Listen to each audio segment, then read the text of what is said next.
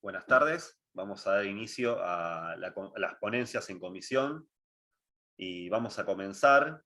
Primero, detalles técnicos. Las ponencias son de 12 minutos. A los 10 minutos les vamos a invitar a que finalicen o cierren la idea, comentándoles que quedan 2 o 3 minutos más para finalizarla.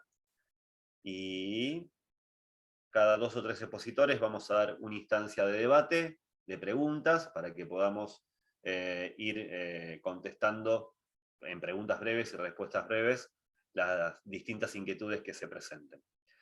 La primera expositora es Agustina Müller-Poulsen, estudiante de licenciatura en Filosofía en el Departamento de Humanidades de la Universidad Nacional del Sur.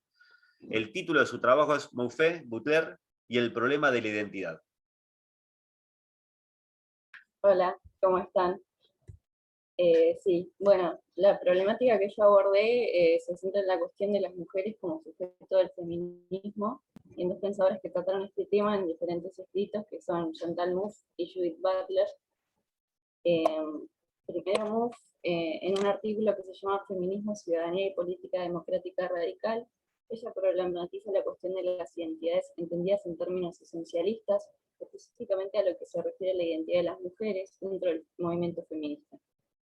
Ella señala que una crítica común al esencialismo ha sido el abandono de la categoría del sujeto como una identidad transparente y racional, y que ya no se crea una identidad oculta o estable que preceda las identificaciones del sujeto, y señala que el problema es que muchas feministas creen que esta deconstrucción de estas identidades esenciales convierte la acción política feminista en algo imposible, que sin entender a las mujeres como una identidad coherente, no podrían unirse como mujeres para perseguir objetivos específicamente feministas.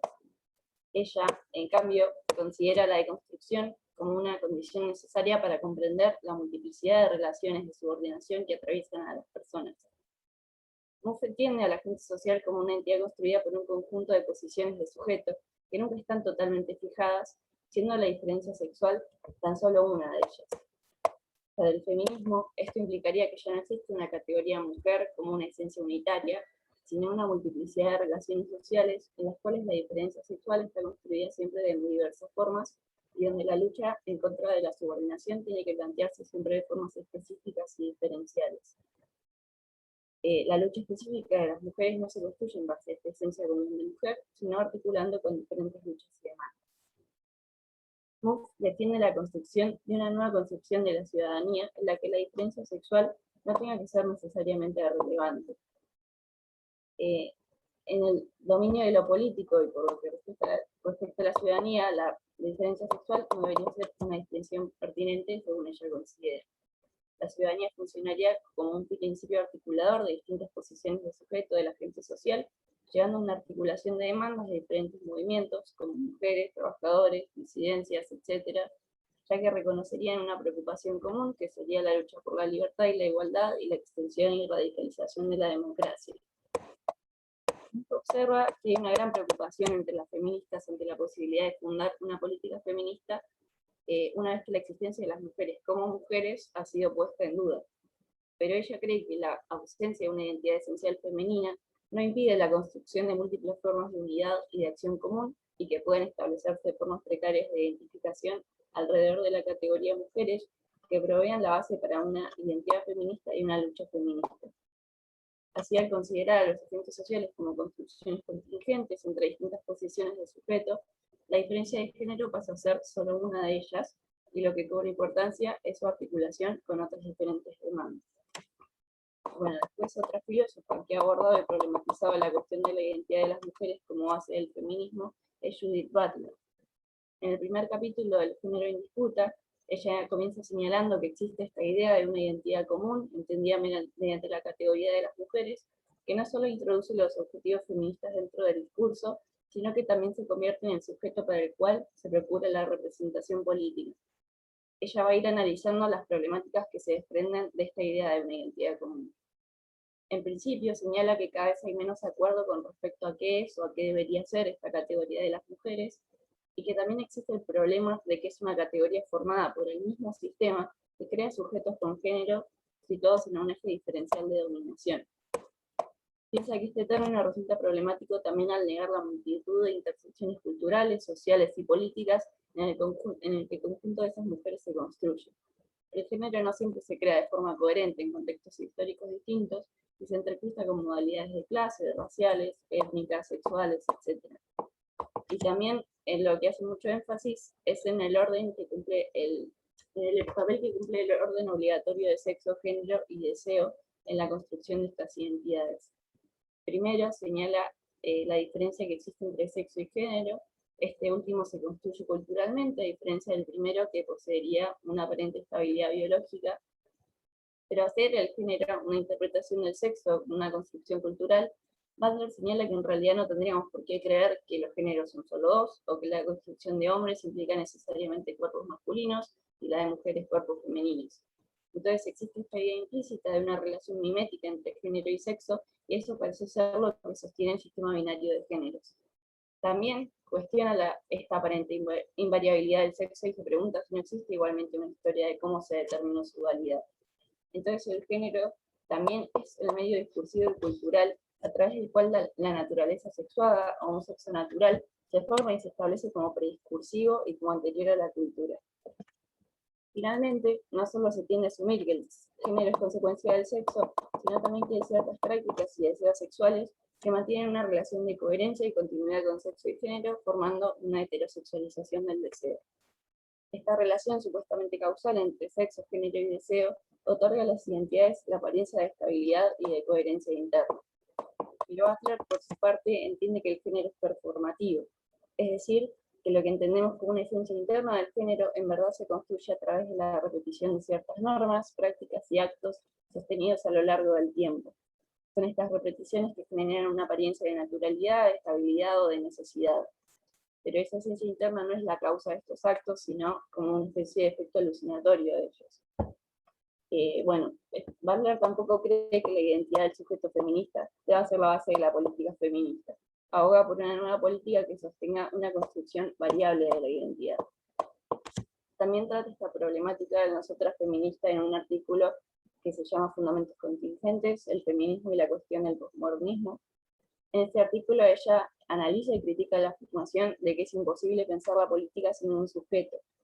Ella piensa que es necesario antes un análisis de cómo ese sujeto ha sido construido, porque el poder siempre opera de antemano en los procedimientos que establecen quién es un sujeto y quién no. Para Butler, ningún sujeto es su propio punto de partida. Al presuponer que un sujeto es el punto de partida para la política, se corre el riesgo de pasar por alto la construcción y regulación políticas de ese mismo sujeto. Ella también busca resaltar que los sujetos son construidos en base a la exclusión mediante la creación de un dominio de sujetos desautorizados, presujetos, poblaciones borradas a la vista. Esto abre preguntas importantes para el movimiento feminista, porque Butler advierte sobre la posibilidad de adoptar los mismos modelos de dominación por los cuales somos oprimidos. Se pregunta también mediante qué exclusiones se ha construido el movimiento feminista. Ella afirma que no disputaría esta necesidad que tiene el feminismo de hablar en representación de las mujeres, pero cree que debería ir de la mano con la de debatir a qué se refiere realmente ese término mujeres. La identidad común que se busca crear con el objetivo de unificar el movimiento feminista a veces termina generando más divisiones. Como modo de ejemplo, Butler menciona que el esfuerzo por caracterizar una especificidad femenina recurriendo a la maternidad produjo muchas divisiones o rechazos al feminismo, ya que no todas las mujeres son madres. Ella entiende que las categorías de identidad no son nunca meramente descriptivas, son también normativas y también excluyentes. No cree igual que eso signifique que haya que abandonar el término mujeres. Afirma que si el feminismo presupone que mujeres designa un campo de diferencias que no puede ser totalizado o resumido por una sola categoría descriptiva de identidad, entonces puede convertirse en un sitio de apertura y de resignificabilidad permanente. Pero el problema es que lo que las mujeres significan se ha dado por hecho durante demasiado tiempo, y lo que ha sido fijado como el referente del término ha sido normalizado, inmovilizado y paralizado en posiciones de subordinación. Para esta filósofa, antes de buscar construir una política feminista usando como base la identidad de las mujeres, debemos analizar entonces cómo esa identidad ha sido políticamente construida. Bueno, Moff y Butler parten entonces de cuestionamientos similares. Ambas observan que existe esta tendencia dentro del feminismo a creer que para elaborar una política feminista se necesita un sujeto para el feminismo creado en base a una identidad compartida por todas las mujeres. y ambas se mostraron en desacuerdo con esta postura. MUF, por un lado, no cree que exista una identidad esencial oculta que preceda las identificaciones del sujeto.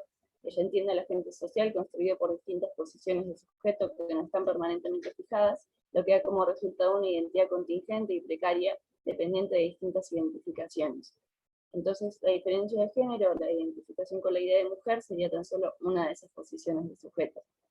Por eso MUF cree que la idea de una identidad esencial de las mujeres impide comprender la multiplicidad de relaciones de subordinación que atraviesan a las personas, porque se reduce la identidad a una posición singular que sería la de género. Como contrapartida a la idea de estas identidades esenciales, MUF propone su concepción de la ciudadanía como una forma de identidad política basada en la identificación con principios de la libertad y la igualdad para todos. Butler también piensa que la idea de una identidad común de las mujeres implica ignorar intersecciones culturales, sociales y políticas en las que el género se construye. Esto da como resultado que muchas de las mujeres a las que se pretende englobar bajo esta identidad se opongan a ella o la cuestionen. Mientras que la preocupación principal de MUF es que reducir la identidad únicamente a la diferencia de género impide comprender otras relaciones de opresión, la inquietud de Butler con respecto a esta identidad es que se pretende que sea el punto de partida para elaborar una política feminista, sin tener en cuenta que esa misma identidad ya ha sido políticamente construida. El significado de la categoría de las mujeres las ha colocado históricamente en lugares de subordinación en el marco de un sistema binario de géneros y de control sobre las prácticas sexuales. Butler nos muestra que ningún sujeto es su propio punto de partida y que detrás de cada identidad hay una historia de cómo ha sido construida. Aunque hay similitudes entre ambas propuestas, también hay diferencias. Butler entiende que el género es performativo, que no hay una definición interna que sea el fundamento del género, sino que es una repetición de normas y prácticas que se sostienen a lo largo del tiempo. Y a pesar de que no cree que la identidad pueda ser la base del movimiento político feminista, ella opina que podemos cambiar la forma en la que entendemos lo que las mujeres significan y que el término puede abrirse a la resignificación. La base del movimiento feminista no consistiría en la unidad mediante una categoría identitaria, sino en la diversidad, la contradicción, la diferencia. Y MUF, por otro lado, opina que debemos abandonar la pretensión de construir políticas estrictamente feministas, porque la interpretación esencialista reduce nuestra identidad a una posición. Ella entiende que el sujeto está construido por una multiplicidad de posiciones diferentes, entonces abandonando las identidades esenciales podemos poner el foco de atención no solo en una de esas posiciones, sino que muchos movimientos distintos puedan comenzar a articularse entre sí para perseguir un objetivo común. Estamos cerca de los 12 minutos. Vale, ya voy cerrando. Bueno, una diferencia entre ambos análisis es que en el escrito de MUF ella plantea que la diferencia sexual o de género no debería ser pertinente en el ámbito de la ciudadanía y la política, pero en su escrito no está del todo claro de qué forma se lograría que deje de ser pertinente, porque si nos paramos de la perspectiva de Butler, entendemos que no podemos simplemente optar por dejar de lado las posiciones que nos han construido, no percibimos libremente sobre ellas, porque siempre estamos previamente constituidos por ellas. Bueno, más allá de las diferencias entre ambas, creo que sus aportes son muy importantes para una discusión que sigue abierta en el feminismo, porque va a ser la idea de una política feminista, de una identidad común de las mujeres, sigue siendo una fuente de discriminación y de múltiples expresiones dentro del propio movimiento. Y bueno, MUF y Butler nos permiten desarmar un poco esta identidad, ver más de cerca los problemas que esconde. MUF, por un lado, recordándonos la importancia de la interseccionalidad, y Butler, por otro lado, a reflexionar sobre las premisas sobre las que se construye la política feminista para evitar confiar ciegamente en ellas. Bueno, ahí, eso sería todo. Agustina, muchas gracias. Luego, una vez finalizadas todas las ponencias, vamos a abrir los micrófonos y vamos a hacer un aplauso a todos los expositores. A continuación, la siguiente ponente es María Isabel Cabarcas, creo que lo pronuncié bien, Aguilar, abogada y trabajadora social de Colombia. El título de la ponencia es El derecho a la veracidad cultural, riesgos y amenazas por la tergiversación y el desconocimiento de las tradiciones, representaciones sociales, relaciones cosmogónicas y figuras míticas de la etnia wayú en las industrias del entretenimiento y el turismo.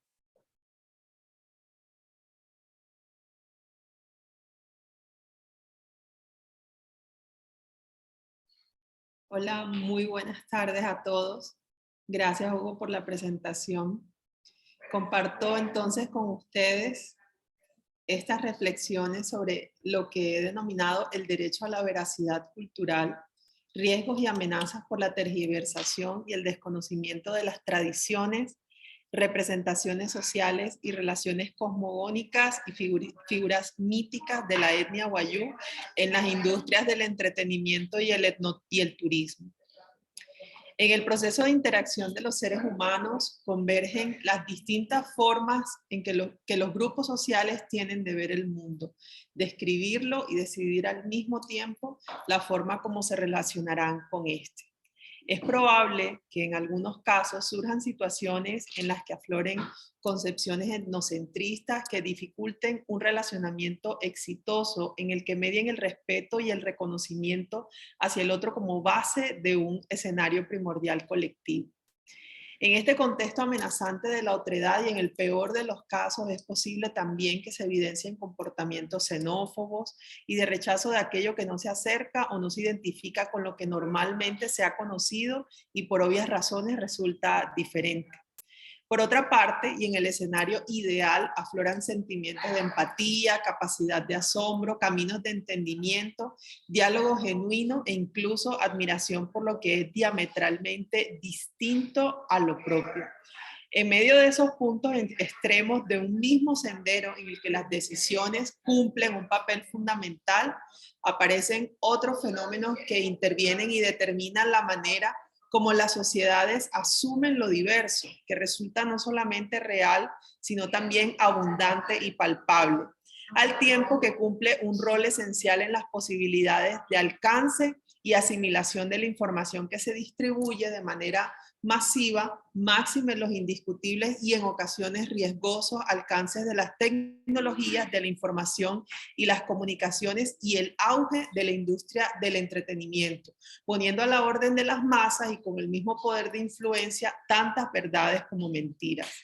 No en vano se enuncia constantemente que nos encontramos en la era de la posverdad, en la que una afirmación reiterada con firmeza, por muy falsa que parezca, se asume como real y absolutamente cierta e indiscutible.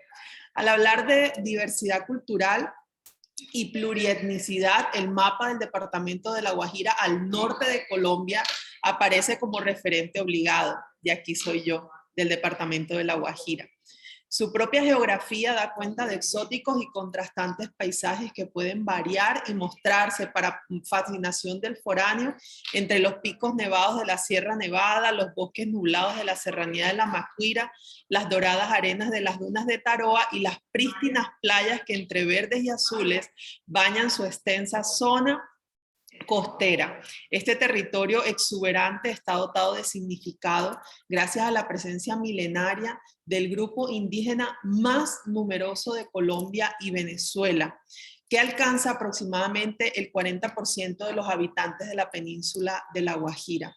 Sin embargo, para el turista se trata de un terreno propicio para el disfrute de sus playas y para la práctica de deportes extremos, al tiempo que se viene convirtiendo desde hace más de una década en un destino óptimo para la realización de los rallies, circuitos, carreras y en general para el tránsito de vehículos como motos, tricimotos, cuatrimotos, buggies y otros de estas características de estar diseñados para terrenos hostiles como el inmenso desierto guajiro.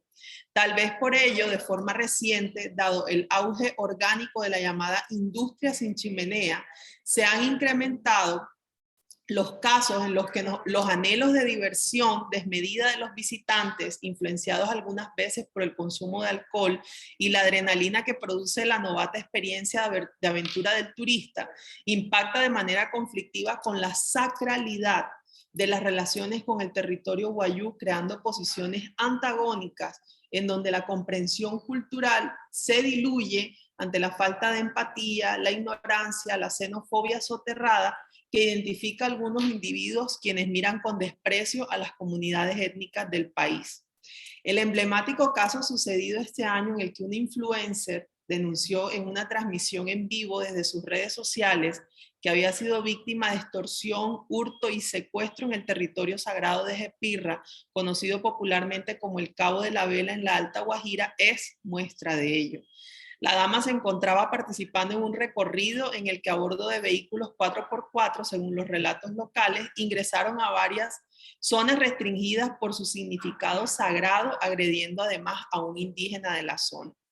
El acuerdo económico restaurativo del desequilibrio provocado y resarcitorio de los perjuicios morales físicos y espirituales causados a los miembros de la etnia, al cual llegaron según los procedimientos contemplados en el Sucuaypa Wayuu, que es el sistema normativo consuetudinario que rige la convivencia de los indígenas Wayuu, fue premeditada y estratégicamente publicitada por las redes de la mujer como un conjunto de delitos contemplados en el Código Penal colombiano, en el que la misma se victimizaba y por supuesto estigmatizaba nuevamente a los habitantes del territorio guajiro. Las declaraciones xenófobas no esperaron mucho tiempo para aflorar y dejar en el ambiente nuevamente ese mensaje unívoco en el que los indígenas son tomados como enemigos también del desarrollo turístico por razón, abro comillas, a sus obsoletas costumbres y desconocidas comprensiones de la geografía local, como se les suele describir, a la cual paradójicamente ellos han estado no solamente vinculados ancestralmente, sino relacionados desde su origen milenario y mítico como pueblo indígena. Por otro lado, una ambiciosa y avasalladora industria, la del entretenimiento, con sus medios masivos y sus numerosas herramientas como la televisión, el cine y todas las pantallas que masifican imágenes y transmiten todo tipo de mensajes, amenaza de manera inmisericordia la veracidad cultural a la que tienen derecho los pueblos indígenas al aprovecharse del misterio, ese misticismo, ese exotismo que generalmente rodea sus costumbres, rituales, mitos y tradiciones culturales. Es así como en nombre de las necesidades de un público desprevenido y desinformado, se tergiversan caprichosamente los más esenciales valores ancestrales sobre los cuales se han forjado los más nobles esfuerzos de supervivencia, resistencia y resiliencia de los pueblos originarios, que como en este caso para la nación Wayuu, se suma a los innumerables riesgos a los que han estado sometidos en un mundo arijuna, no solo incomprensivo e irrespetuoso en algunos casos, sino también cada vez más hostil en razón del cambio climático, la inseguridad alimentaria, el limitado acceso al agua, las relaciones conflictivas con las estructuras de poder, la aparición cíclica de bonanzas, la violencia, las enfermedades y la aculturación, por nombrar solamente algunos de los más evidentes y preocupantes. A lo anterior se suma lo que la terrible pandemia que aqueja a la humanidad desde el año 2019 le significa a los pueblos originarios como amenaza colectiva y recurrente a las frágiles y reiteradamente mancilladas comunidades étnicas del mundo. En el caso del departamento y su más numeroso grupo indígena, ese misticismo que rodea su complejo entramado cultural, en el que la mujer es ancestral y cosmogónicamente protagonista, los convierte en una suerte de víctimas perfectas de este tipo de intervenciones, que en nombre de la diversión de las masas a través de la televisión sin lineamientos éticos y el aprovechamiento artístico utilitarista, se vale de las innumerables vulnerabilidades, de los vacíos históricos y de múltiples necesidades de las comunidades para exponerlos en escena a su antojo. Por enunciar solo algunos ejemplos, se emitió un capítulo en el año 2010 del reality Caso Cerrado, famoso en la parrilla de la cadena Telemundo, en el que se evidenciaba la situación en que una joven acusaba a su familia de querer practicarle una clitoridectomía o mutilación genital femenina, a lo cual ésta se oponía por tratarse de una práctica tradicional de su etnia. En el interrogatorio hecho por la punzante jueza, la demandante se autorreconocía como Wayuu y nada más lejano de la realidad por esa práctica que es combatida por las organizaciones internacionales que defienden los derechos humanos y buscan su erradicación, es reconocida entre algunos grupos tribales de la zona céntrica de África, Oriente Medio y en algunos pueblos originarios de América, pero jamás entre los Wayuu. En aquel momento, la asociación Sutsuin Hiyeyu Wayuu, Fuerza de Mujeres Wayuu, manifestó a través de un comunicado su malestar, su sentimiento de ofensa, al tiempo que exigió la rectificación y una disculpa pública. Sin embargo, esto no sucedió. Años después, en el 2014, apareció nuevamente la jueza Polo con su acostumbrado ánimo pendenciero, que poco o nada aporta el amigable acercamiento de las partes, que son actores, que voluntariamente acuden a su tribunal, recibiendo esta vez en audiencia una pareja en la que la mujer se identificó supuestamente como guayú o guajira blanca, en sus palabras, inconforme aparentemente porque un hombre habría pagado por ella la dote y la abandonó. Llaman la atención las desproporcionadas expresiones que lanza la mujer afirmando tajantemente, él me compró, refiriéndose al caballero que actúa como contraparte, y luego expresa, en nuestra cultura se venden las mujeres. Se trata esta vez de la vulneración de una de las más insignes figuras autóctonas asociadas a uno de los rituales que de manera preponderante incide en las relaciones interclaniles por fortalecer las estructuras familiares a través del matrimonio, el cual en todo caso gira en función de la sacralidad femenina como fuente de sabiduría, origen de todos los guayú y eje fundamental de la preservación del linaje, pues sus relaciones se desenvuelven e interactúan en función de la matrilinealidad. Aunque el episodio fue transmitido por televisión hace 7 años, las reproducciones del capítulo en YouTube alcanzan las casi 68,000 visualizaciones. Cabe destacar que de manera reciente entonces... 12 minutos. Gracias. Se evidenció que se trataba de un montaje. Por ello no resulta extraño esta entrevista difundida ampliamente en el año 2020 por los señores que aparecen en la diapositiva, en donde se lanzan afirmaciones mercantilistas y deshonrosas en contra de nuestro género y especialmente de las mujeres guayú. Por último, en la afamada película Pájaros de Verano, que dicho sea por su llamativa cartelera estéticamente teñida de rojo, color de la vida entre los guayú, anuncia al público que contaba la verdadera historia del origen del narcotráfico en Colombia. Probablemente, aunque sea emocionante ver en la pantalla grande a los hermosos paisajes de La Guajira, escuchar los diálogos en guayúnequi y dejarse llevar por el misticismo de las manifestaciones culturales de la etnia, en nombre de las licencias que el arte concede, se ubica erróneamente a los guayú en un rol protagónico durante la llamada bonanza marimbera que tanto hirió a La Guajira, lo cual no corresponde a la verdad. Entonces, nuevamente, son estigmatizados los guayú a través del séptimo arte, a través de la mirada desprevenida de Colombia y del mundo en las salas de cine, combinando acontecimientos de la narración oral criolla con hechos ficticios sobre la participación de la etnia en el lucrativo e ilegal negocio del tráfico de la marihuana. Considero entonces que resulta conveniente la definición de una agenda conjunta que con el apoyo restricto de los propósitos de las estructuras organizativas de los guayú permita el abordaje de estos riesgos bajo un enfoque tanto preventivo como resarcitorio. El apoyo de la institucionalidad pública nacional y local y de organismos internacionales que defienden el multiculturalismo, la autonomía y las concepciones de la jurisdicción especial indígena es decisivo para erradicar este fenómeno, abanderando una pedagogía innovadora que a partir de las mismas y poderosas plataformas eduque, sensibilice y promueva una comprensión asertiva y empática de las tradiciones de los pueblos indígenas en favor del reconocimiento y el respeto por el derecho a la veracidad cultural. Por último, en palabras de Boaventura de Sousa Santos, la unidad no tiene por qué ser homogénea y tampoco la diversidad tiene que ser desintegración. La convivencia intercultural es posible, es necesaria y es esencial, tanto como la construcción colectiva en tiempos posmodernos de las bases del etnodesarrollo como pilar del proyecto societario, del cual sin distinción alguna todos somos parte. Los invito a que escuchen este poema de Vito Abshana que se titula Woumain, nuestra tierra. Si vienes a nuestra tierra, descansarás bajo la sombra de nuestro respeto. Si vienes a nuestra tierra, escucharás nuestra voz también en los sonidos del anciano monte.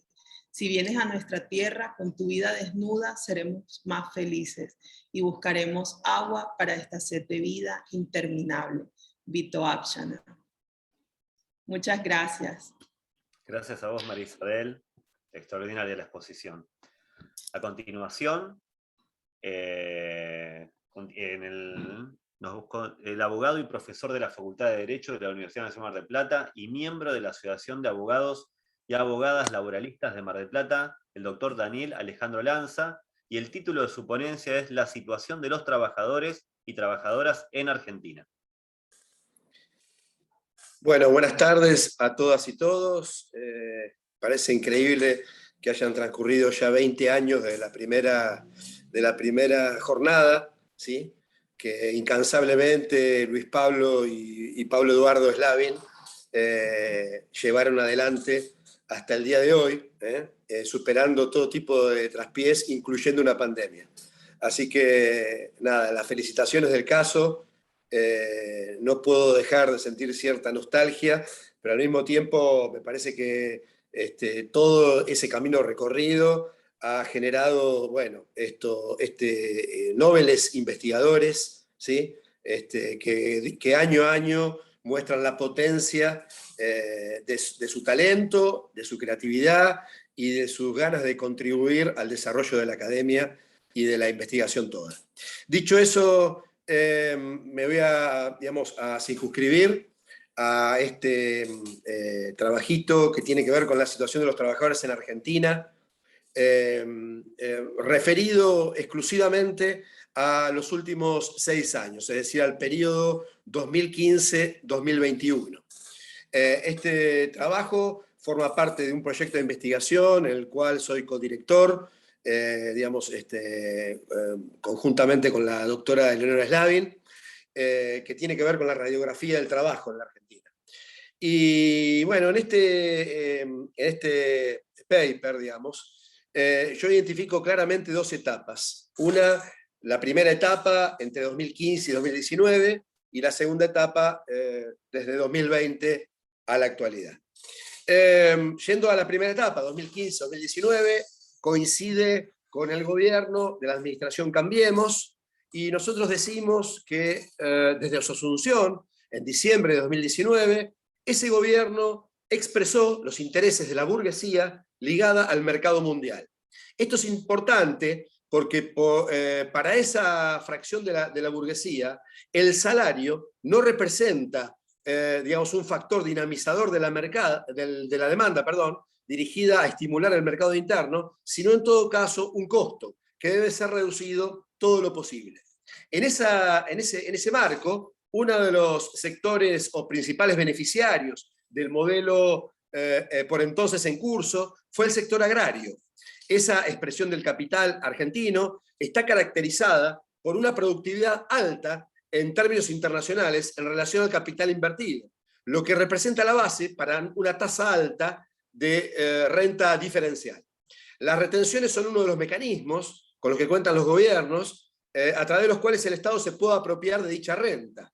Bueno, el gobierno de Cambiemos renunció a la apropiación parcial de la renta agraria que permitían las retenciones, multiplicando de esa manera los beneficios de los agroexportadores. La administración Cambiemos inició su gestión en diciembre de 2015, eliminando las restricciones para la compra de dólares estadounidenses, favoreciendo de esa manera la devaluación de la moneda nacional. Y tanto en mayo de 2018 como en agosto de 2019 se produjeron sendos saltos de calidad en dicho proceso. Tales devaluaciones representaron un fuerte ajuste sobre el bolsillo de los trabajadores. Y esto es así porque el verdadero contenido de la devaluación es provocar una redistribución regresiva del ingreso de los asalariados y de los sectores populares. Es la propia historia económica argentina la que se encarga de acreditar lo que acabo de decir. Se trata de fenómenos sistemáticos. En cualquier caso, los periodos de mayor inflación en nuestro país, a partir de 1980, fueron desencadenados por fuertes devaluaciones y dieron como resultado la caída de los salarios en términos reales. Bajos salarios y ventajas naturales fueron históricamente las bases de la inserción del capitalismo argentino en el mundo. Dada la dependencia de la industria y de la economía en general de las importaciones, es imposible que la devaluación no genere aumentos de precios. De tal manera que, en términos generales, hubo una aceleración de la suba de precios, lo que provocó una caída del salario real. No se trata esto de un pronóstico, sino de un diagnóstico de lo que ocurrió en el periodo 2015-2019. Esto lo sabe cualquier trabajador común. Asistimos entonces, en el referido periodo, a una ofensiva abierta del gobierno y del capital a costa del trabajo. Una vez más, lo que estuvo en juego fue redistribuir el valor generado por el trabajo, salarios y ganancias en beneficio de las ganancias y a costa de los salarios.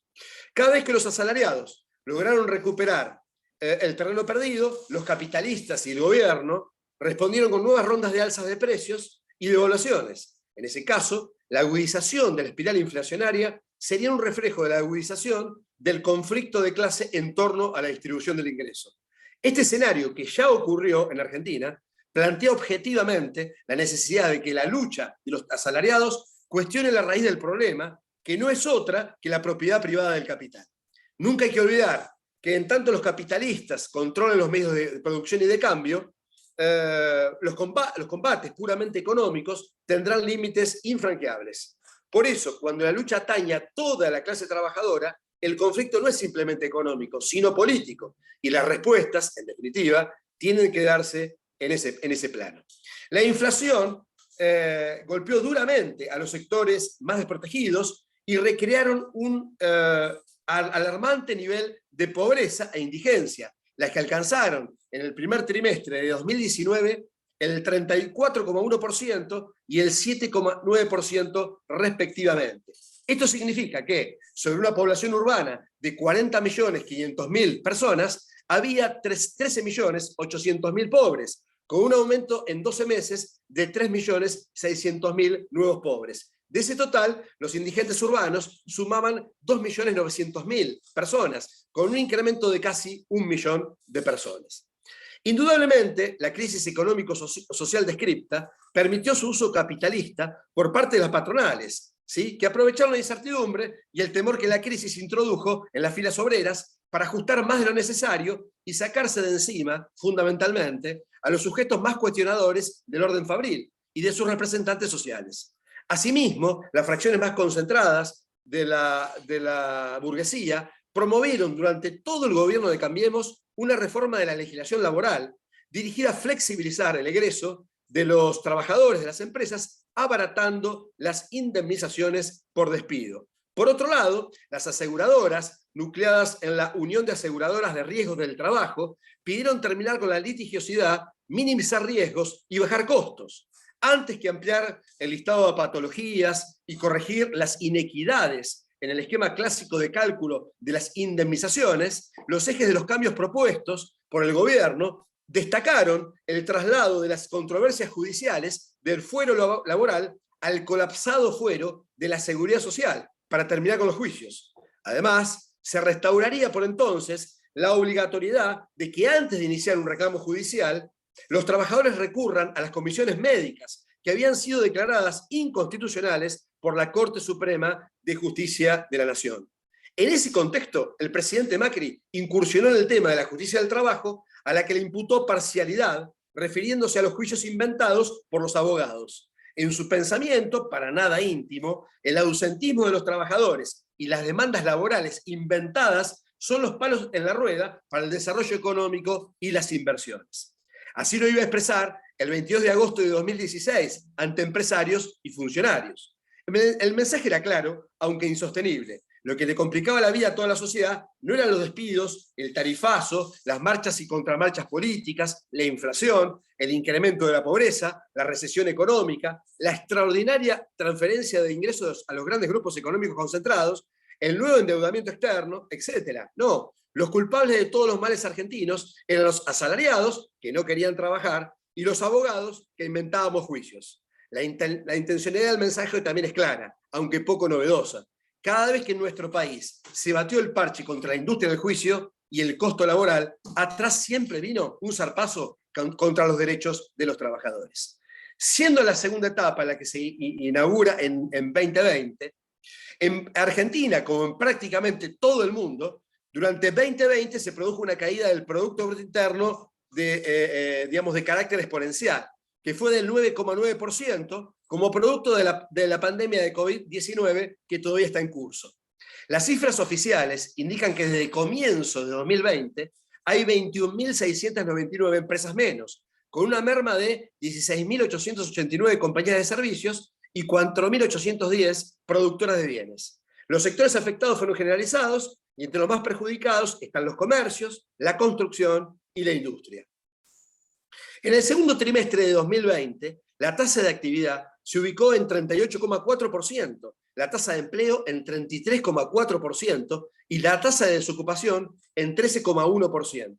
Estos resultados reflejaron en gran medida el impacto que tuvo sobre la dinámica del mercado laboral la pandemia por la COVID-19 y las restricciones en determinadas actividades y a la circulación dispuestas por el decreto 297 que estableció el aislamiento social preventivo y obligatorio. En el marco de la emergencia sanitaria, el principal impacto sobre el mercado laboral se verificó en la dinámica de la tasa de empleo, que mide la proporción de personas ocupadas con relación a la población total. El segundo trimestre de 2020 mostró una caída de 8,8 puntos porcentuales frente al primer trimestre del mismo año y de 9,2 puntos porcentuales en relación con el segundo trimestre de 2019, impulsada por la menor proporción de personas que pudo trabajar. Asimismo, dentro de la población ocupada, se observaron cambios al interior de su composición. El impacto de la tasa de empleo más significativo fue en asalariados sin descuento jubilatorio, en trabajadores por cuenta propia y en trabajadores de establecimientos privados. El incremento en la cantidad de personas que no pudo trabajar, pero buscó hacerlo activamente, estuvo igualmente acotado, en virtud de la paralización de determinadas actividades y a las restricciones a la circulación vigentes durante el periodo de referencia. En primer lugar, se verificó un aumento en la proporción de ocupados ausentes, las personas que no pudieron concurrir por suspensiones, otras causas laborales y licencias alcanzaron el 21,1% de los ocupados, cuando en igual trimestre de 2019 esa proporción era de 2,6%. También se incrementó significativamente el número de personas que realizó el trabajo desde su vivienda. Este indicador pasó de representar el 6,5% de los ocupados durante el primer trimestre a constituir el 22,2% de los ocupados en el segundo trimestre de 2020. Finalmente, se observó un alza en la proporción de asalariados que utilizaron sus propias maquinarias o equipos para realizar su trabajo, de 2,4% en el primer trimestre de 2020 a 15,5% en el segundo trimestre. En el segundo trimestre de 2020 aumentó la tasa de desocupación.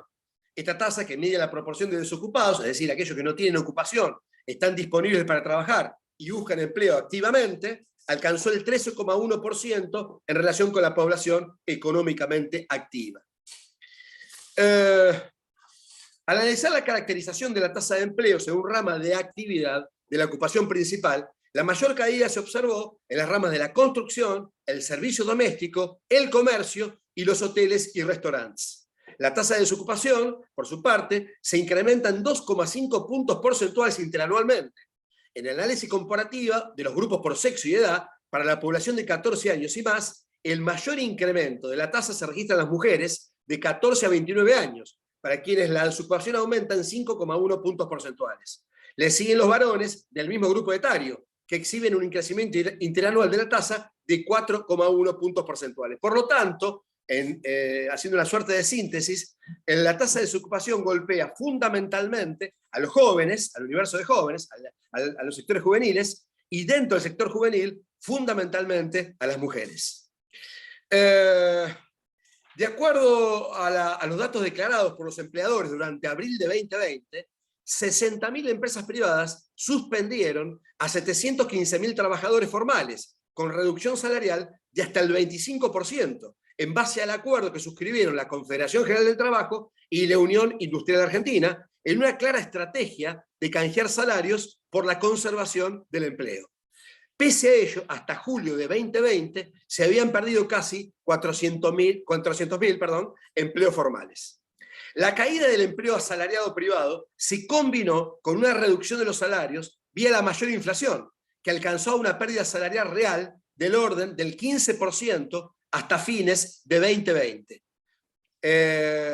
A partir de 2021 se recuperó, en términos relativos, el salario de los trabajadores registrados, quienes a la fecha, noviembre de 2021, estarían virtualmente empatándole a la tasa de inflación.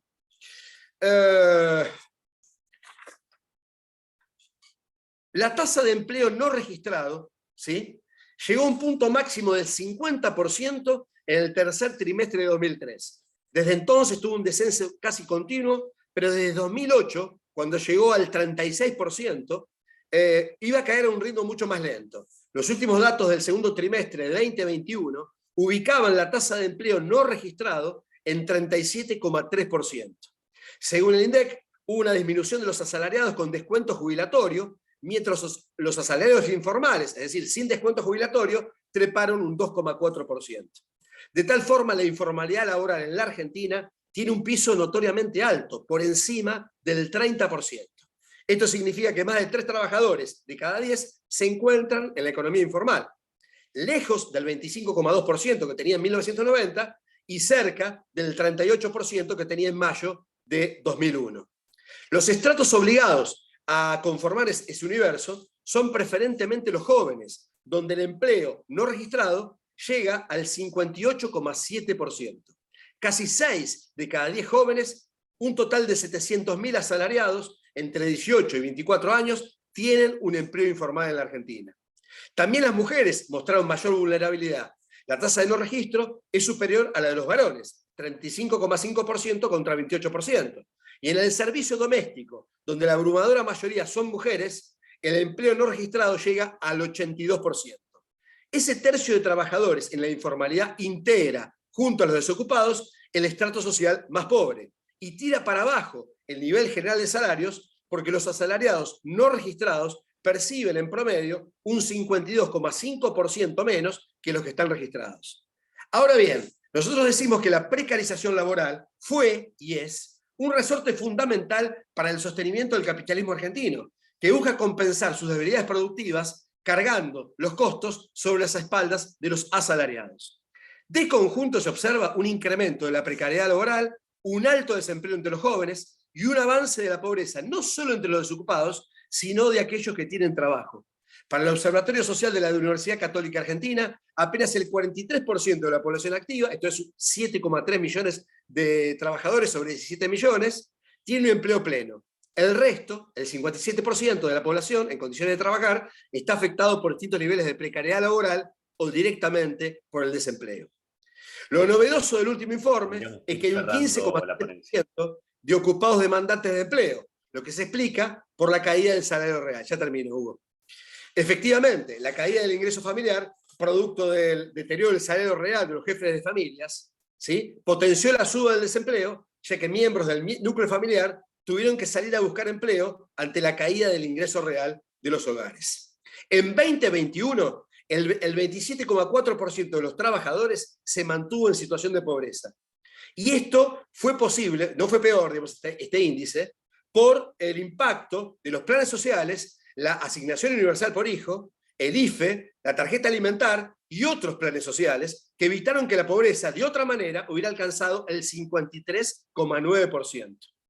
Mientras que la indigencia, que hoy, ¿sí?, es del 9,8%, sin esa contención social, hubiera sido del 27,7%. Voy terminando. Como balance y perspectiva de todo esto, frente a la semiparálisis en todo este periodo de la Confederación General del Trabajo, se empezaron a engendrar mecanismos democráticos de organización y un pasaje a la acción inmediata en muchos sindicatos.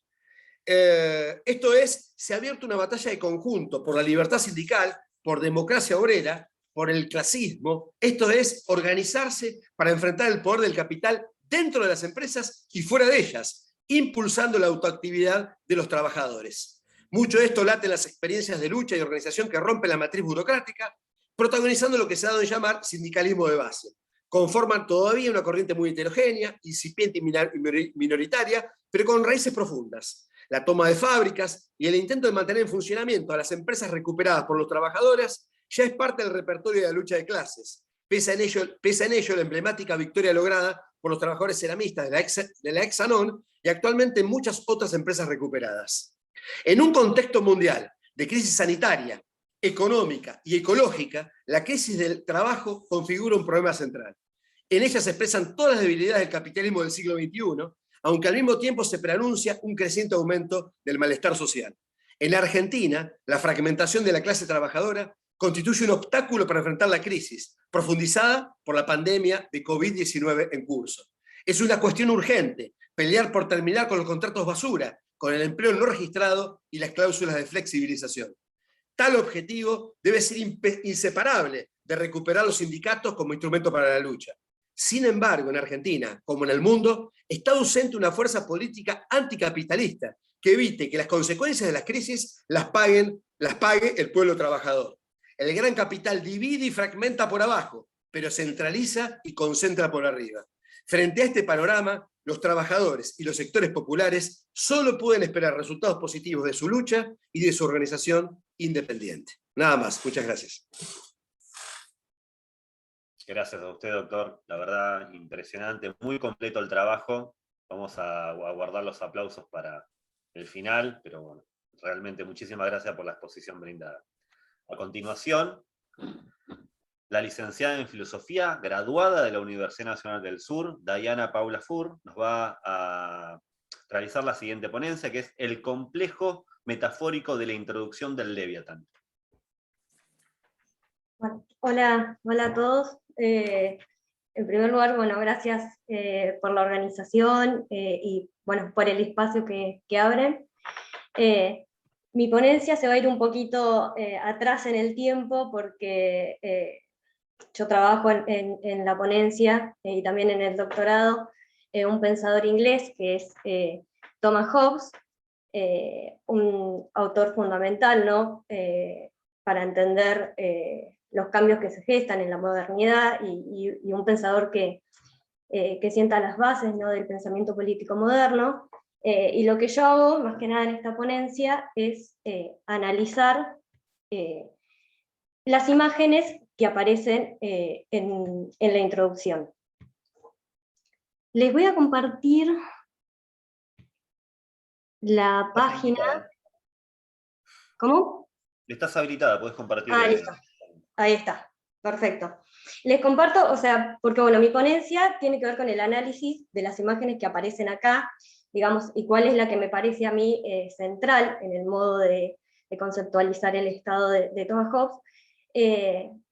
Y bueno, digamos, mi trabajo parte, ¿no? de la idea de que las metáforas no son una mera ejemplificación o un mero adorno, sino que lo que hacen es conceptualizar ámbitos, conceptualizar algo abstracto, ¿sí? A partir de imágenes de lo sensible.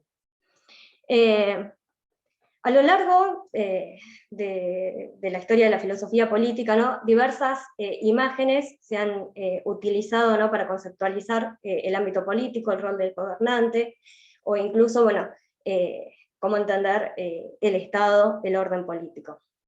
Dentro de las fuentes metafóricas que aparecen en la introducción del Leviatán, y que yo rescato también un poquito cómo se dan en la tradición para entender el giro que implica Hobbes, son, por un lado, las del ámbito de los organismos, por otro lado, lo que llamamos ámbito de la manufactura, la fuente teológica, y una que aparece con Hobbes, precisamente, que es la del autómata. A lo largo de la tradición filosófica, generalmente el orden político se entendía a partir de la imagen orgánica, ¿no?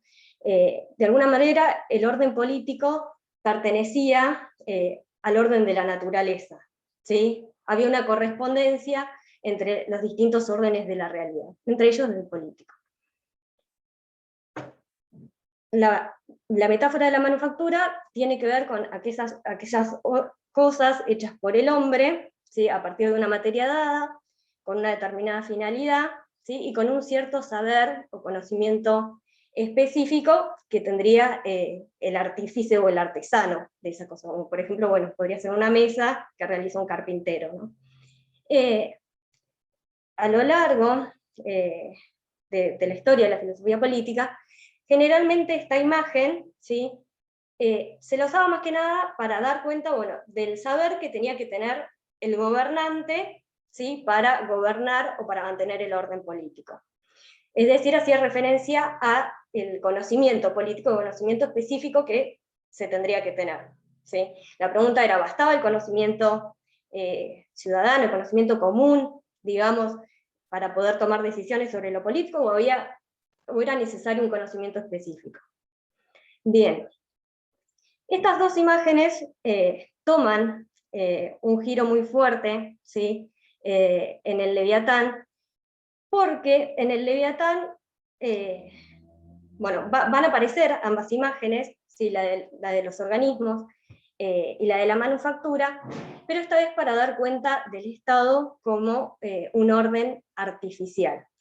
En esta introducción, ¿sí? Lo que ustedes van a ver es que toma por una parte la fuente teológica, ¿sí? Porque toma, bueno, el arte de creación divina de la naturaleza, ¿sí? Pero esta creación la concibe a partir de la idea de la manufactura, ¿no? Porque concibe a Dios como un artífice, como un creador, ¿sí? Y los hombres, a imitación de Dios, son capaces de crear no cuerpos naturales, sino cuerpos artificiales, ¿sí? Que pueden concebirse como cuerpos con vida artificial, por inferencia analógica, a partir de la idea de que la vida es movimiento, ¿sí?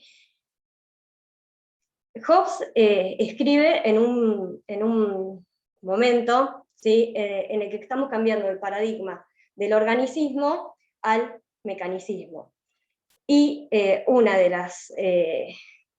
de los artefactos frecuentes ya en su época era el reloj mecánico.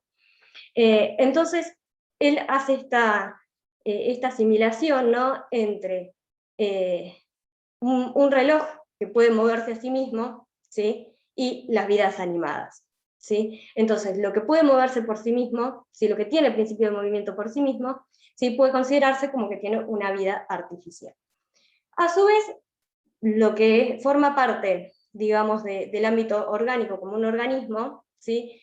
Puede ser concebido como un mecanismo, ¿sí? Las distintas partes del cuerpo interactúan entre sí como lo hacen las partes de un reloj para que este reloj pueda funcionar.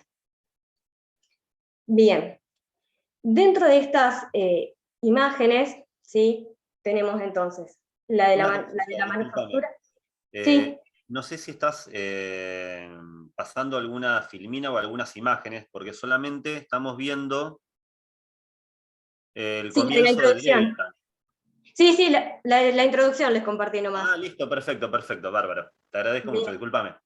No, por favor, no, está bien. No, por las dudas, porque yo vengo hablando y no, perfecto. No, sí, era nomás para que visualicen lo que les estoy contando con respecto a las distintas fuentes metafóricas, ¿no? Dentro de estas imágenes, entonces tenemos, por un lado, esta idea de que, bueno, así como Dios crea la naturaleza, los hombres crean un cuerpo artificial, que es el del Estado. Cuando pensamos la creación en este sentido, los que van a ser ciudadanos, ¿no? O súbditos para Hobbes, están teniendo un rol activo, ¿sí? Un rol activo en la institución de lo que es el Estado. Ahora bien, este Estado no tiene un fin en sí mismo, sino que su fin es la seguridad de la vida. O sea que hay una instrumentalización, ¿sí? de lo que es la política. Y una instrumentalización del Estado en pos de esta finalidad, ¿sí? Que es la seguridad de la vida para evitar todos los problemas del estado de naturaleza, que es la guerra de todos contra todos. Bien, ahora bien, el pacto, que es el que permitiría unir todas las partes entre sí, ¿sí? Lo que hace es que el hombre, bueno, que cada uno de los súbditos, ¿no? renuncie a su derecho a todo para cederlo al soberano, y a su vez autoriza, ¿sí? las acciones y juicio del soberano como si fuesen propias. Y pone al poder soberano en centro o eje, ¿sí? Del Estado. La soberanía, de alguna manera, se tematiza a partir de la imagen del dominio del cuerpo. Y dentro, ¿sí? de la imagen que aparece en la introducción, la soberanía aparece precisamente como, bueno, esto que da movimiento al cuerpo entero y que tiene a su vez el control del movimiento de cada una de las partes a partir de los castigos y de las recompensas. Entonces, en esta imagen, lo que se da es una enajenación del individuo, ¿sí? Que quedaría, en todo caso, subsumido o reducido a una pieza dentro de lo que es el mecanismo estatal. Dentro de estas imágenes, bueno, se pueden recuperar, bueno, estas distintas características, ¿no? Por un lado, el rol activo en cuanto a la institución del Estado, pero el rol pasivo en quedar reducido a piezas y aceptar meramente lo que indica el poder soberano. Por otro lado, en la imagen del reloj hay una búsqueda de lo que tiene que ver con la estabilidad, el orden, la precisión, y por eso es que el poder soberano tendría dominio sobre cada una de las partes, sobre todo pensando que lo que le preocupa a Hobbes es el orden y la paz, entonces lo que pretende es anular el conflicto, y anular el conflicto implica anular las distintas diferencias. Por eso va a haber una única voluntad, ¿sí? Y un único juicio a seguir, que va a ser el del poder soberano. Bien, y por último, bueno, esta idea, ¿no? De que el individuo quedaría meramente reducido a ser pieza de una máquina. Bien, esta imagen, digamos, ha sido retomada a lo largo de la filosofía, e incluso por pensadores contemporáneos, precisamente para problematizar esta imagen de la máquina, ¿no? Porque de alguna manera, al quedar reducido a pieza, el individuo se despoja de todo sentido de crítica y de capacidad de acción, y se pierde el ámbito político, ¿no? Como espacio de acción, pluralidad, libertad, ¿sí? Libertad para, y no libertad, digamos, se pierde esta libertad para, ¿no? Porque acá, para Hobbes, la libertad va a tener que ver con, bueno, el poder moverse sin obstáculos. Bien. Así que, bueno, más o menos esas son las ideas que quería rescatar y que más o menos he trabajado en el texto. Bien, y bueno, no, más o menos eso era todo. Felicitaciones. Hasta nos ha sobrado tiempo y todo para el debate. Muchísimas gracias. Sí, de hecho me había puesto un temporizador que justito recién me marcó los 10 minutos. Ahí está. Todos Bien. lo hacemos. Sí. Yo digo justito, bueno, me marcó y dije, ahí está. Bien. Bueno, queda abierto el debate, la posibilidad de que todos podamos hacer preguntas breves y respuestas breves para poder dar lugar también al próximo panel y tener un tiempo de descanso entre este panel y el próximo. Pablo. Y para romper el hielo, bueno, felicitar a todas las expositoras y a el expositor. La verdad fueron muy interesantes todas las ponencias. Gracias a Isabel, que no tenía el gusto desde Colombia. Había recibido un correo muy interesante. Lo mismo Diana, que ya ha participado en otros encuentros, y Agustina, que estuvimos charlando antes. Yo quería hacer algún comentario sobre la ponencia de Daniel, con la cual coincido totalmente. Y creo que, bueno, es un poco lo que vos planteaste, es el gran desafío, es decir, cómo construir una lucha por parte de los trabajadores. Yo estaba leyendo unos análisis en cuanto a cifras también, en la relación de la lucha de la clase trabajadora y el nivel de la lucha y el impacto de esa lucha en el Estado. Es decir, cómo eso repercute. Y hay un análisis muy interesante sobre el tema de los ciclos y los ciclos largos, esas ondas de Kondratiev, que en realidad lo que toma es un poco lo que dice Marx sobre las crisis y la duración de esa crisis. Y hay algo interesante en cuanto a los periodos ascendentes. Es decir, da la casualidad que en esos periodos ascendentes, y lo marca muy bien la comparación entre el estado de bienestar en el periodo de la década de 1950 hasta el 73, la mejor etapa del desarrollo del capitalismo, cómo el nivel de productividad se mantiene en cifras altísimas en toda Europa.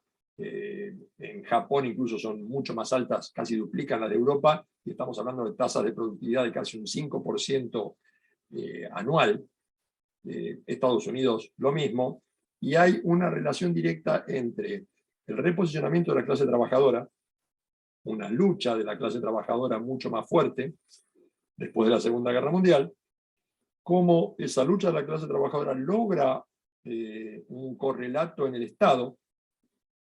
Entonces, al producirse ese doble tándem, obliga a que las empresas inviertan en tecnología, inviertan en productividad. Eso no impide que las empresas vayan a buscar explotar afuera en otros países, es decir, eso lo van a hacer siempre. Pero hay una mejora de la distribución del ingreso, una mejora del nivel salarial, de la calidad de vida de los trabajadores, en la medida en que logran eso que vos señalaste muy bien al final, cómo, en definitiva, cómo reestructurar a la izquierda y conseguir un partido que lo represente y que pueda encabezar la lucha. Por el contrario, cuando la clase trabajadora, como viene sucediendo con el modelo neoliberal, entra en retroceso y lo que hace es una etapa de resistencia, de vamos a cuidar lo que dijiste vos, llegamos a un pacto para mantengamos el empleo a costa de entregar salario, a contra de entregar derechos. La empresa, en lugar de invertir en tecnología, de mejorar la productividad, lo que hacen las empresas es aumentar el nivel de explotación.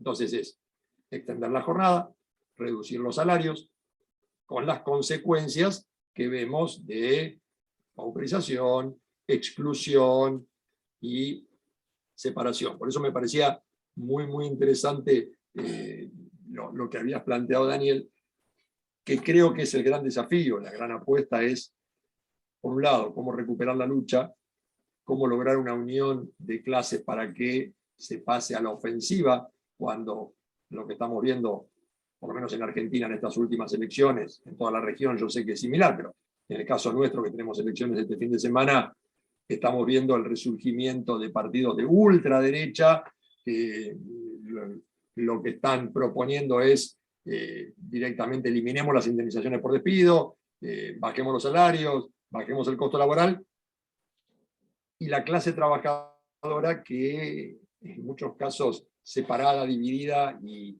con un sentido común roto por el neoliberalismo, es capaz de ir a ponerles el voto. Entonces, ¿cómo recomponerlo? Simplemente eso, gracias. Me parece muy atinada tu reflexión.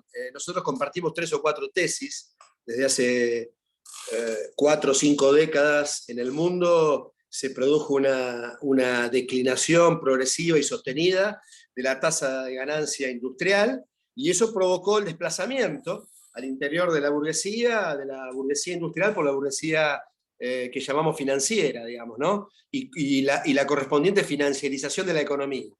Ahora, en los últimos años, lo que ha sucedido es que no ha habido huelgas significativas de trabajadores, pero sin embargo, por contrapartida ha habido lo que vos decís, huelga de inversiones del capital.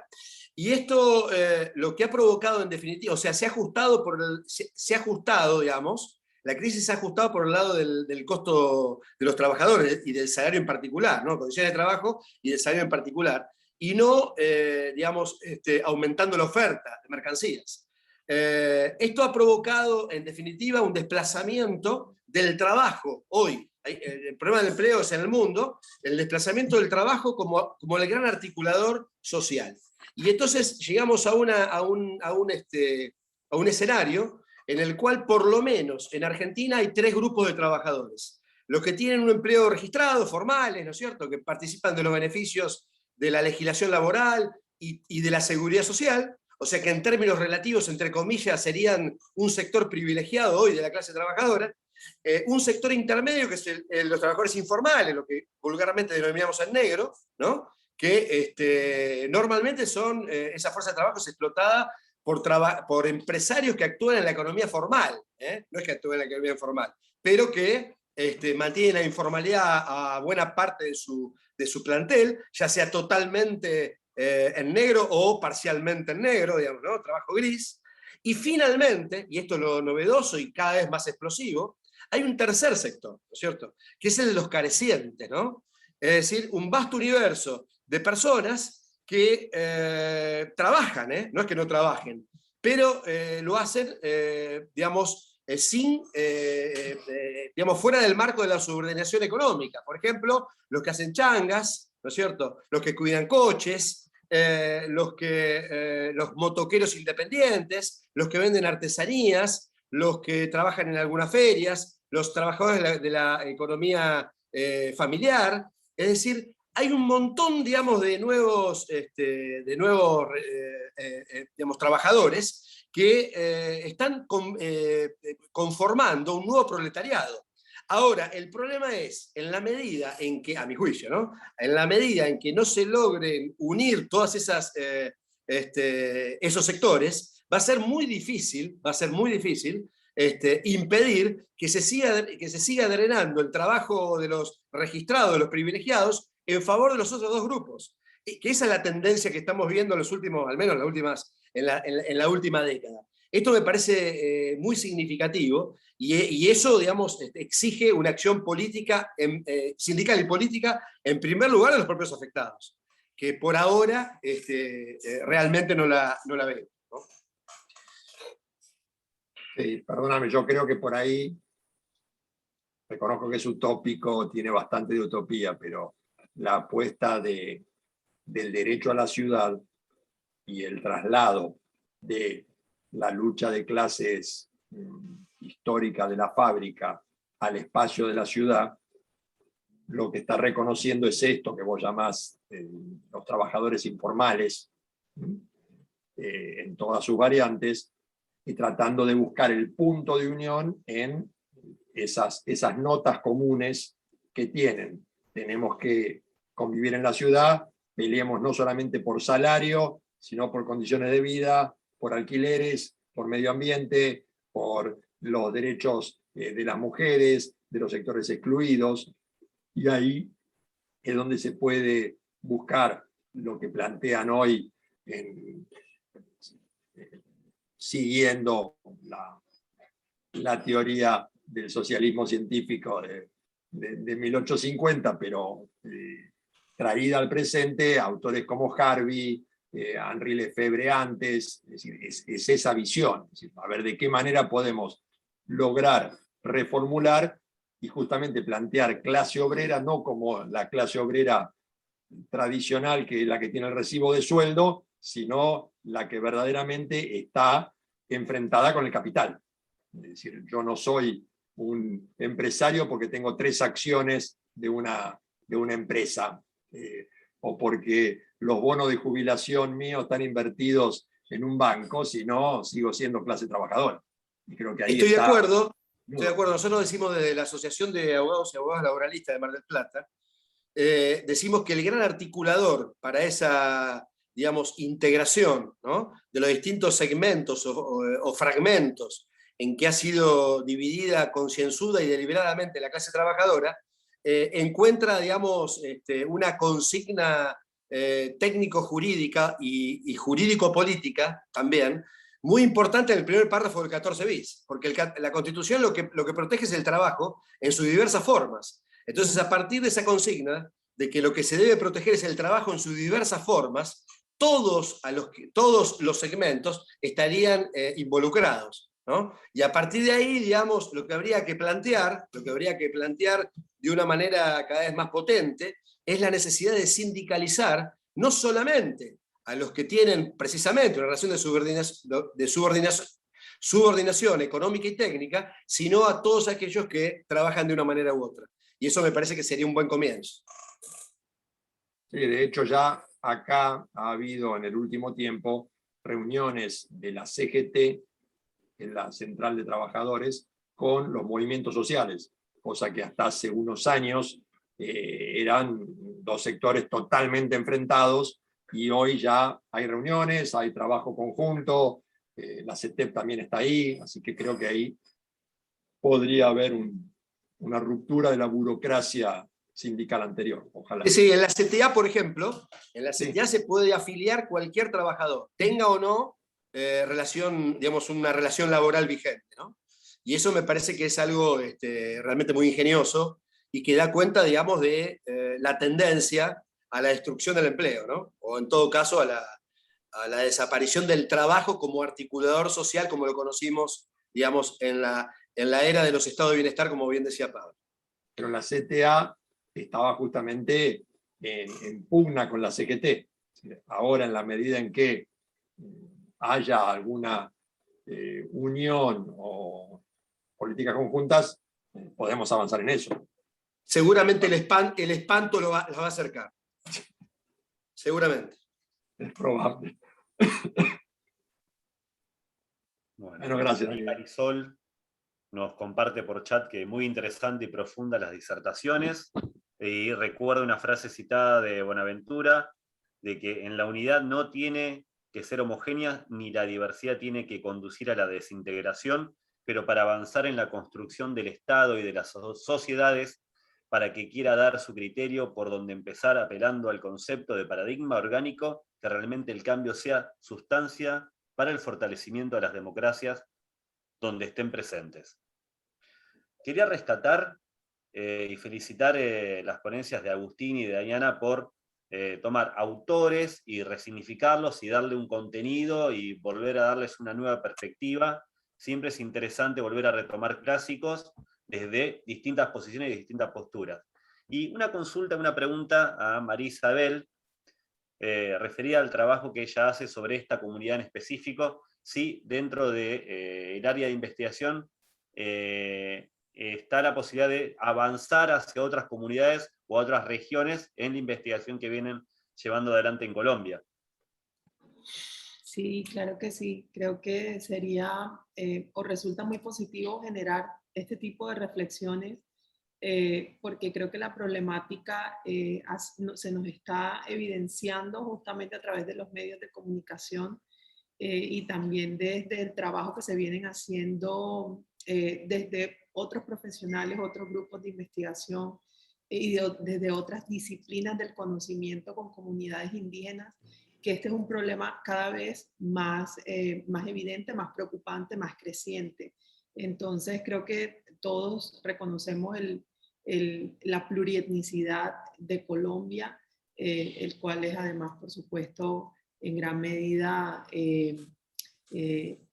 importante y valioso. Y creo que tal vez uno de los retos del multiculturalismo para que de la teoría vaya a la práctica es justamente concretar otras garantías que sean coherentes con esa necesidad de convivencia intercultural que creo que es el escenario deseado, pero que pase de la tolerancia al reconocimiento y por supuesto a la valoración. Bien, muchísimas gracias. A ti, Si Hugo, no hay y al doctor Pablo, a todos. alguna otra cuestión, podemos ir cerrando y aprovechamos esta media hora para descansar, que ahora tenemos el panel de cierre a las 18 horas, que están todos invitados. Así que bueno, será hasta la próxima, los esperamos dentro de media hora. Y un aplauso, Felicitaciones. con el micrófono abierto, a los 4 expositores y expositoras. Muchísimas Gracias Agustina, Diana, Marisabel y Daniel. La verdad, un gusto. Estamos viendo en unos minutos. Gracias a ustedes por la Buenísimo. invitación. Chao. Gracias, luego. gracias.